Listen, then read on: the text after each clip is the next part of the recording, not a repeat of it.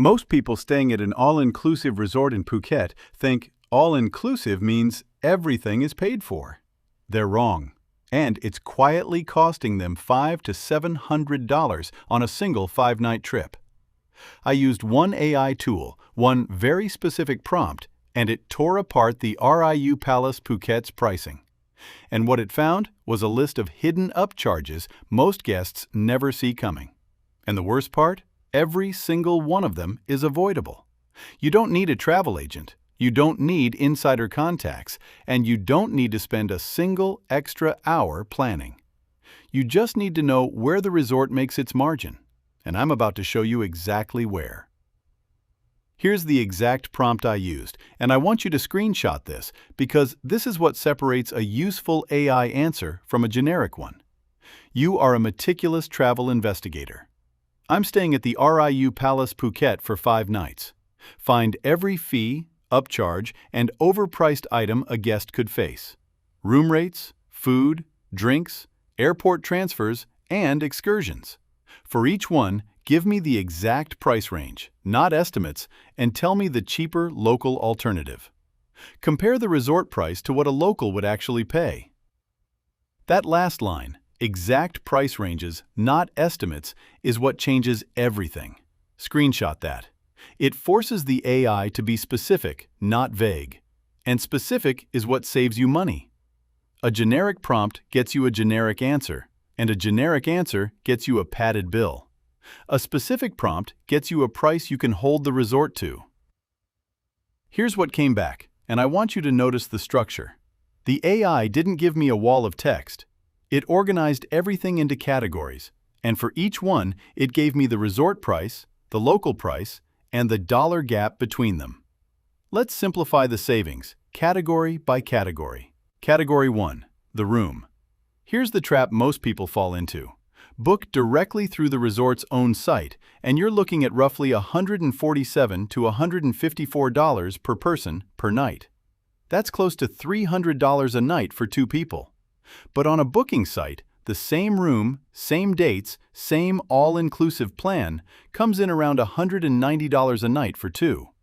That's a $100 a night gap, and over a 5-night stay, that's $500 you're handing over for the exact same bed. Same room, same food, same beach. The only difference is where you clicked Book. And here's the trick. The booking sites negotiate wholesale rates that the resort's own site never has to match, because the resort knows most guests won't check. Category 2, food and drinks. This is the one that surprised me most. All-inclusive covers a lot. The buffet, the standard drinks, the main restaurants.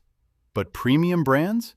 Top-shelf liquor, certain wines, some of the specialty restaurants? That's where some restrictions may apply lives. The AI couldn't pin a single exact number on this one because it shifts by season and by brand. So this is exactly where you ask the specific question, not the generic one. Before you arrive, message the resort and ask, which restaurants are included and which brands count as premium? Get it in writing. That one question is the difference between a relaxing week and a surprise bill at checkout.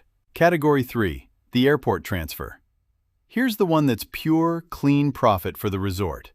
Book the resort's shuttle and you're paying around $32 each way. Open Grab, the local ride app, and that same ride runs about $12 to $14. That's $18 to $20 saved in every single direction, about $40 round trip for the 2 of you. The ride is identical. Same car, same road, same 45 minutes to the resort. You're just paying less because you booked it the way a local would. Category 4, excursions. The resort will happily book your PP day trip for $64 to $74 per person. Walk to a local operator or book direct with the boat company, and that same PP trip runs around $40 a person. That's $25 to $30 back in your pocket per person, $50 for a couple for doing nothing except asking. The resort isn't running those boats. They're marking up a local operator's price and keeping the difference. Cut out the middleman and the price drops instantly. And before you think this is theoretical, here's the actual summary. For a 5-night trip, 2 people, the transfer alone is $40. One excursion is $50, and the room gap alone is up to $500. Realistically, most couples are leaving $90 to $600 on the table. That's not summarized travel advice. That's the kind of intel you'd normally pay a travel agent or a well-traveled friend to give you. And it took 90 seconds. One more thing the AI caught that I want to highlight. And screenshot this too. If you want a higher room tier, ocean view, swim up, the premium block, the gap gets even wider. And it's the easiest place for the resort to pad the bill. The AI couldn't give me one fixed dollar figure here because it shifts with demand. So this is the one to run through the prompt yourself before you book.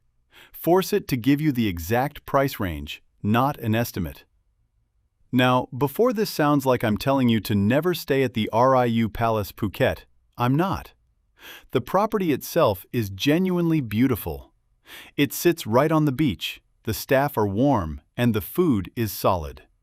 This isn't about the resort being bad. It's about the resort being a business, and a business charges what it can. What I'm giving you is the locals' playbook. Book the room smart, book your own transfer, book your own excursions, and ask the specific questions about the premium stuff.